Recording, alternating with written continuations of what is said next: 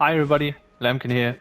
Today I want to talk about martial law in general and where he kind of like fits into the Tekken 8 meta and all that stuff. I've been wanting to make a video like this for a long time since I do get a lot of like generalized questions about martial law and all that. Um, so yeah, the last couple of weeks there has been a lot of salt posts on the Tekken Reddit, and although I don't really take those seriously as a rule of thumb, it still kind of bugs me sometimes when I see people speaking confidently about something they actually have like very little to no understanding of. And I recently saw a salt post about martial law, and a few days after that I saw a post of someone literally just asking for people's opinion on law. And even though this wasn't a salt post, it pretty much ended up being a salt post because the comments were like 90% negative attitudes towards law and like law players and all that. People saying stupid shit that don't track with reality. And although it's very easy for me to sit here and say, get good, learn the matchup, you goddamn scrub, I didn't really want to do that. Because that in and of itself, it's not an argument, you know. And I always kind of dislike it personally when this is the answer people give on other characters without any like further explanation or elaboration. So I didn't want to do that. That is until recently when Reddit user Not Quite Factual posted the most recent Tekken 8 rank data, meaning that now I actually have some quantifiable data to back up my points, to help me illustrate my points. Now, I am a law main, so it's probably impossible for me to not be at least a little bit biased, right? But the data don't lie. But before we get into the data, let me just start by saying that Law is a very good character. He's very solid on paper. He has a lot of good tools and a couple of amazing tools. He has access to very oppressive frames. He has a launching command throw. Not many characters have that privilege, right? His combo damage is kind of mid, but his wall combo damage is very good. And he's insanely strong at the wall. His poking game is really good as well. But yeah, strong at the wall, sidestep 2 with the sidestep 3, 1-1-1. Back 4-3 at the wall is also really strong. 3-4 punish, poison arrow, and the list goes on and on, right? His slide is very good. Forward 3-1 is really good. He has the best while standing 4 in the game, probably, right? His 1+2 is amazing, his nunchucks, right? Amazing range, tracks to his weak side, is unpunishable at max range, pretty much. Safe in heat, counter hit launcher, launcher on normal hit in heat. It's a good anti-air tool as well. You can use it for like bullying Yoshimitsus when they go into stances, and you can check Xiaoyu out of AOP, which is something that almost no one can do. So this is a move that has a lot of utility. You also have a manual Omni parry that wall splats, gives a full combo in heat. His heat is in general really good with 1-1-1 being a launcher. You can loop slides with the old flip over nunchuck tech, right? Up forward 3 is very good in heat. Heat smash is amazing too, the list goes on. So Law is a very solid character. I'll be the first to admit that. But while we are being honest, I hope that by the end of this video we can all agree that he has some huge issues as well. That he's not simply a brain-dead, piss-easy, free-win crutch character, right? That orange rank players on Reddit says he is. But again, who the fuck cares what they say, right? I care what the data says. So let's look at the data. So again, this data was brought to us by Not Quite Factual on Reddit. God bless his soul for taking the time and energy to provide us with this very sexy data right here. I'm gonna link it in the description if you want to have a look at the whole thing. In this video we're only gonna talk about the parts that are relevant to this discussion. First of all, we're gonna look at the character play rates for September 2024. This right here is the character pick rates across all ranks. And we can see that Law is in the upper 25th percentile, it seems. He is the 8th most popular character in September, sandwiched between Brian and Steve. And above them we have Dragunov, Reina, Kazuya, we have King in there, Jin, Hwoarang. And then this right here is the character popularity at Tekken God rank and above. This one is fairly similar to the other graph with a few exceptions. Most importantly, we need to note that Law is still very popular. Now, let's look at the character win rates. There's a lot of various factors that can play a role in specific characters' win rate. If it's a good character, obviously, they tend to have a good win rate. If it's a bad character, they tend to have a bad win rate. If the character is very popular, they tend to have a bad win rate, because as a rule of thumb, people have more experience against that character and therefore knows the matchup better. And by implication, unpopular characters tend to have a higher win rate, again because people are more likely to be unfamiliar with the matchup. And these different factors are why we can have bad characters, like on paper, right, which with high win rates, because their popularity or lack thereof makes up for their shortcomings. I think the Bears are not a very good example of this anymore, actually, but think about Ganryu in Tekken 7 or something like that, right? Whether a character is easy or hard to use is a big factor as well. Kazuya is a very strong character, but he is hurt by the fact that he is quite hard to use. Just look at the Akuma in Tekken 7, right? On paper, he was the undisputed best character in the game, but he had one of the worst win rates in intermediate level play in Tekken 7 because he was insanely hard to use optimally compared to other characters. Now, following this logic, we can point out that it's also inappropriate, or at least it can be, to call a character good or bad based on their win rate alone, right? Because as we just established, win rate in and of itself is not proof that a character is good or bad on paper, right? But then again, if they do have a high win rate, there's something to be said about that, right? So when Claudio, for example, has a good win rate, it is not because he is insanely good, it's because he's quite good and he's very unpopular and he's very easy to use. That's a perfect cocktail, right? Now, Law is extremely good on paper. He's very popular at the moment. And one thing that a lot of people like to repeat, like broken records, is how easy he is to play. We will talk more about this in a bit, but it would stand to reason that if he is as good as people say, and if he is as easy as people claim, then he must have, at the very least, a decent win rate, right? I mean, surely his popularity can't hurt him that much, right?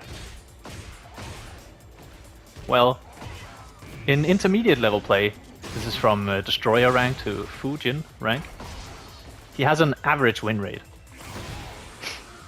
I would actually go as far as saying, as judging by this graph right here, he probably has the most average win rate. He is smack bang in the middle of 50% win-loss ratio. You know, balanced as all things should be. But spoiler alert, we're gonna completely flip this fucking scale here in a second now.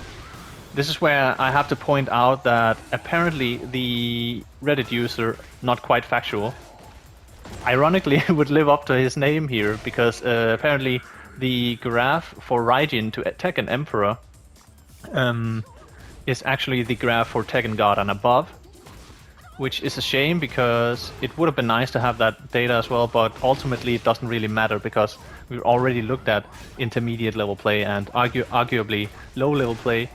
And now we're mostly interested in observing the data for high level play anyway, and the data for Tekken God and above is exactly that. I want to say intuitively that data is going to follow the trend we would have observed, I think, in Raijin to Tekken Emperor, but only to a more pronounced degree.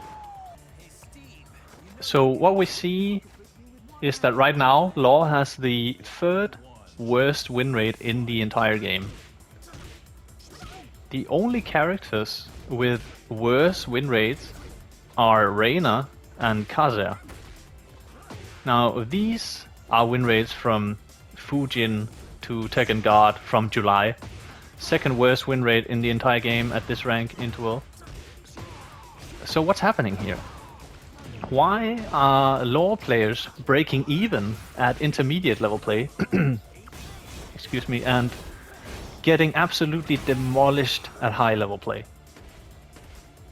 If you have a positive win rate in Tekken 8 right now, statistically, that win rate is most likely at the cost of a Kazuya player, a Reina player, or a Law player, surprisingly. All three are very popular, so they got that going against them, you know, as we talked about a little bit earlier. But on paper, all of these three characters are amazing as well, which is definitely true. So what gives, right? Well, for Reina and Kazuya, the excuse usually is that they're very hard to play, you know. They're hard to pilot, right? And they demand execution. Their game plan is hard to execute and blah blah blah, you know. You heard it a million times. But we're supposed to believe that Law is easy to play, right? So what's he doing all the way down there? I mean, Law is a piss-easy, free-win, broken brain rot character that can be played by a monkey, right? Well, no. When people ask the question, is Law easy or hard to play, I think there's too much temptation to compare him to Tekken 7 Law. And what happens then is that people tend to tunnel vision on the DSS execution, or a lack thereof in this game. And then they hard focus on that. And the simplification of the DSS execution, I think, has really misled a lot of people into believing that there is no skill required to play Law anymore, which is definitely not the case. Again, as demonstrated by his massively negative win rate at high level play, where simple, easy and solid characters tend to do well. Yes, DSS execution is no more. But what many have failed to realize is that DSS in and of itself is a very complex system. Therefore I say that Law is not necessarily hard to use, but he is complex to use. I would say easy to pick up, but hard to master. That is Law in Tekken 8. Regardless of execution. It takes a lot of trial and error, a lot of studying, and a lot of experience to know exactly how to compose your DSS transitions, your DSS pressure, how to string it all together, to make it all work in a perfect symphony. Even though execution is not a barrier anymore, the DSS timing is still as narrow and tricky to get locked down as it has always been. And there are almost endless possibilities. You will see many different Law players do different DSS flowcharts and pressure routes based on their own experience. Again, I'm not saying this is hard to execute, but it is a complex system and it's hard to master and utilize effectively at a high level, where people know when to sidestep duck to option select, know when they can jab interrupt you, where they know what they can step and duck. That shit is hard as hell to optimize. And that sort of brings me to the next point here. Law, he is among the oldest characters in this franchise. He has been there since day one, literally. And many of his core moves haven't changed much, or have changed very little for the last 20 years or so, depending on like whether you count Tekken 3 or Tekken 4 as the quote-unquote beginning of modern Tekken. So Law has been doing flip kicks and dragon tails for 3 decades. And DSS for 2 decades. He has some of the oldest and most recognizable animations in Tekken. And he's one of those matchups that everyone and their grandmother knows at higher level play. there is no cheese. Right? You cannot surprise people with Law. You have to outplay them. Now you have many good tools to outplay them. That's another thing. And I distinguish between being cheesy and being cheap. By the way, I don't think those are the same thing. I think that Law can absolutely be cheap as hell. Almost all characters can be, but he is not quote-unquote cheesy, you know. Law is really good. He has solid tools, but you have to make it work, right? Law does not hold your hand through a match. You have to earn it. The reason you hear a lot of people complaining about Law is because he is a scrub killer, and admittedly, this game has a lot of scrubs. I'm sorry to say. And I can tell by the level of ignorance in some of these comments I've seen. I've already talked about many of Law's strengths. You can rewind if you need a reminder here. Again, I'm not saying that he is a bad character or anything. I'm not trying to downplay him here, but let's be clear about some of his major weaknesses as well. First of all, his movement. Arguably, the most important is what I meant to say, attribute of a character is good movement. And based on research done by Mishima Complex on YouTube, Law has below average sidestepping and literally one of the worst backdashes in the entire game. The Bears have the worst one, and then they are followed by Law, King, and Jin, who all have absolute horrible backdashes. If you're a Law, King, and Jin player, you know what I'm talking about.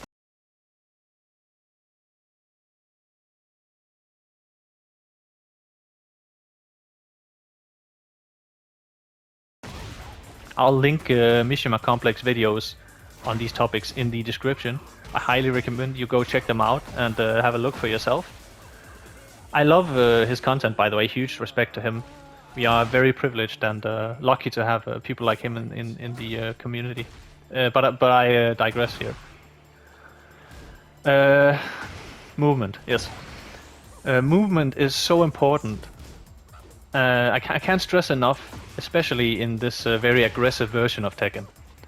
And Law just has been completely shafted when it comes to movement. Which, by the way, logically, it makes no sense to me, because Law is supposed to be a Bruce Lee clone, right? And Bruce Lee, he was like known for power, speed, and incredible movement. Anyway, since we're on the topic of weaknesses, let's talk about the fact that Law doesn't have a single low launcher outside of DSS 4 into perfectly timed micro dash 1+2, which I'm 99% sure is like unintentional and is likely to be removed in a balance update, although I hope they don't. I think it's hard enough to consistently do online anyway that I feel like if you can pull it off, you probably deserve it. But anyway, what I meant to point out is that Brian got to keep his Snake Edge. Feng got to keep his Snake Edge. Lily, Xiaoyu, Alisa, Yoshimitsu, Safina, King, Paul, Dragonov, almost every single character in the game got to keep their normal hit low launchers. And those who didn't, like Jin, for example, with his Hell Sweep, they still got to keep their low counter hit launchers. Or they were given new ones, like Jin's down 2, right? And sometimes both, even. But Law, he only had 2 low launchers in Tekken 7. One was counter hit launcher and the other was even locked behind back turn stance, right? I'm talking about back turn down 4, of course, here. Granted that all normal hit low launchers insta-bound now, but so what? It's still a low launcher that everybody got to keep, except for the Law players. what do we have instead? Down 4 free is a low poke that is launch punishable. Banana Peel is a low poke that is launch punishable. I'm not saying these are bad moves, by the way, but -15 Banana Peel. Counter hit down 3+4 doesn't launch anymore. Down back 3 is nerfed from -12 to -13, increasing the punishment options dramatically for many matchups, so that now you risk way more damage and wall splat options, which are usually comes out at 13 frames from while standing. That wasn't possible before. And now down back 3 is even launch punishable by characters like Kaze and Eddie and stuff like that, right? Down 3-3 is also launch punishable on block. And so are generic lows in this game. And then there is down back 4, the infamous Dragon Tail. Oh boy. Let's turn the lights real bright on this move right here for a moment. There is a lot of moves in this game right here, and I fucking dare you to find a move that is worse than Dragon Tail. It is the undisputed single worst move in the entire game. It has all of the negative attributes of a Snake Edge, with none of the positive attributes. It comes out super slow, with a very telegraphed and reactable legacy animation. It staggers on block, meaning that it's a guaranteed launch punished by any character. It doesn't launch, not even into an instant bound. The damage is ass relative to the insane risk you're taking by using it. It's just a very utterly useless and horrible move, and its very existence is a liability that is guaranteed to get you in trouble sooner or later if you are a law player. You definitely would know what I'm talking about right now. We've all been in that clutch situation, right, where your opponent's like at a pixel of health, and all you need to take the round or the entire game or something is that one little low poke. So what do? You pick your timing carefully and delay if you have to, and then you go for a quick little down 4. But oh no, in the heat of the moment you were like slightly adrenalized and you shaking a little bit maybe, I don't know. You misinput down back 4 instead of down 4. Well, misinputs happen to everyone once in a while, right? So whatever. Except for Law, this misinput is like now literally a suicide button that shouldn't even be there in the first place, because it has absolutely no practical use. We'd be way better off if Dragon Tail wasn't in his move list. And personally, I wish I could remove it as an option, just so that I would never have to misinput that mistake, make that mistake ever again. Not that it happens all the time or anything, but just the fact that it can happen at all is a problem. And I'm ranting about Dragon Tail. I didn't want to spend that much. Whatever. Now let's try and swiftly turn our attention to the elephant in the room here. So they buffed his slide in this game. And a lot of people are annoyed at Law's slide in this game, and honestly I can understand why. I can completely understand why people hate this move.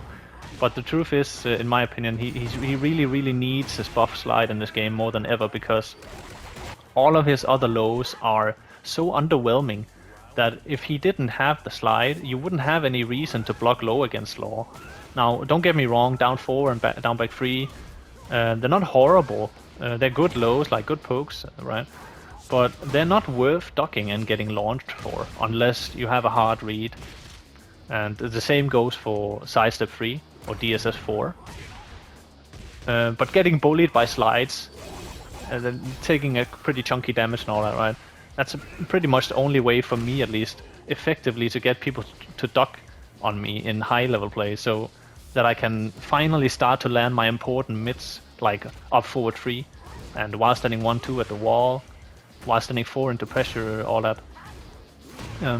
Maybe this is too anecdotal, I don't know. But that's my experience, and it's what makes sense to me when I see the ranked win rate data and all that. And a block slide still gives you a full combo. Yes, it's scaled damage because it's airborne, but you still get more damage than what I would have gotten if I landed my slide. But most importantly, you get to take me to the wall where you can fuck me even harder, right? Or at the very least, if you can't get a wall, you get Oki. And in this game, you only need to win like 2 to 4 interactions, depending on what character you play, to take a round. So blocking a slide and getting a wall or Oki is insanely valuable in this game. Don't underestimate that. Another thing is that I've seen people on Reddit say that he has a complete throw game when listing reasons to why Law is OP or something like that. And that's just not true. Like, I'm not saying he has a bad throw game, like, at all. Again, he has a launch in command throw, he has a 1 break, he has 2 different floor break throws, which is really good as well. but he doesn't have a 2-break anymore. He used to have a 2-break in DSS in Tekken 7, but that got turned into 1+2 break in Tekken 8, and they also removed his ability actually to do the 1+3 throw from DSS. Does he have good throw game? Absolutely. Does he have a complete throw game? No, he doesn't. That's not true. What else? Oh yeah. Oh yeah, they went after the second hit of his heat smash as well. They nerfed that at some point on whiff. It used to launch, now it doesn't. I'm completely fine with that nerf, by the way. I just wanted to point out something here that I think is hypocritical. So why did they only target Law? Because if you get clipped by any other heat smash mid-string, they still maintain their properties. For example, if you step the first hit of Feng or Jin's heat smash and get clipped by the second hit, you're still going to get hard wall break from across the stage for a full combo, or at least a wall splat or something like that. Or if you get clipped by any subsequent hit of Brian, Asuka, Lily, Steve, or Lars heat smash, you're still going to get hard floor break for a full combo. So why does that still exist, right? But I lose my combo on the second hit of heat smash, which by the way wasn't even a full combo. It's just an insta-bound combo from the nunchuck. So yeah, inconsistencies and balancing that favors every other character at Law's expense. Okay, this video is getting way longer than I wanted it to be, so I'm gonna try and round it off here. So yeah, I think that Law players are often getting a lot of unnecessary hate and criticism. I think that Law is definitely one of the best characters in the game on paper. Make no mistake about that. I think solid top 10, but he's often very overestimated, I think, in terms of his actual effectiveness. At least at higher level, as we can see from the data. I think he's very easy to pick up, but definitely hard and complex to master. He is very much sort of a death by 1,000 cuts kind of character that will slowly weigh you down with overwhelming poking and frame manipulation. But he's not a gimmicky cheese character. Right? When it comes to whether a character is honest or dishonest, it's not really an either-or question. It's more of a spectrum, you know, and certain characters, they land in certain parts of that spectrum. Tekken 8 is a fundamentally dishonest game. I mean that both in gameplay and in marketing. But I think it's fair to say, for example, that Kazuya is more honest than Alisa, or that Yoshimitsu is more dishonest than Paul. In my opinion, Law he's more towards the middle of the spectrum, but I think he tends towards honesty more than dishonesty. That's my opinion, so take that for what it's worth. And for the record, I don't think that Law needs to be either buffed or nerfed. They might need to adjust a few things. I think he's in a pretty good place right now, and maybe 1-1-1, I don't know. I know 1-1-1 is too strong, it is, but even with it, he's doing pretty poorly online. But I don't know, the jury is out on that, we'll see. Anyway, I don't mind that people are complaining about his strengths. I'm just a little bit sick of those people never acknowledging his weaknesses and his shortcomings. They treat him as if he's like a perfect character that is super one-dimensioned and easy to master, which he just isn't, you know, he just isn't. And I think the data clearly reflects that. Law players are getting bodied in the grand scheme of things. Again, if you have a positive win rate, it's most likely at the expense of Kazuya, Reina, or a Law player. Remember that next time you complain about those characters. So yeah, that's pretty much my perception of Law in the current version of the game. And I base that both on the data that I presented today, and also, of course, I base it on my own subjective experience as a Tekken player, as a Law specialist. So yeah, I hope you enjoyed the video or found my perspective to be of some sort of value. I'm glad to finally be back, by the way, although I'll take things slow from here. But anyway, I hope you have a good one. Right. I'll see you soon. Bye.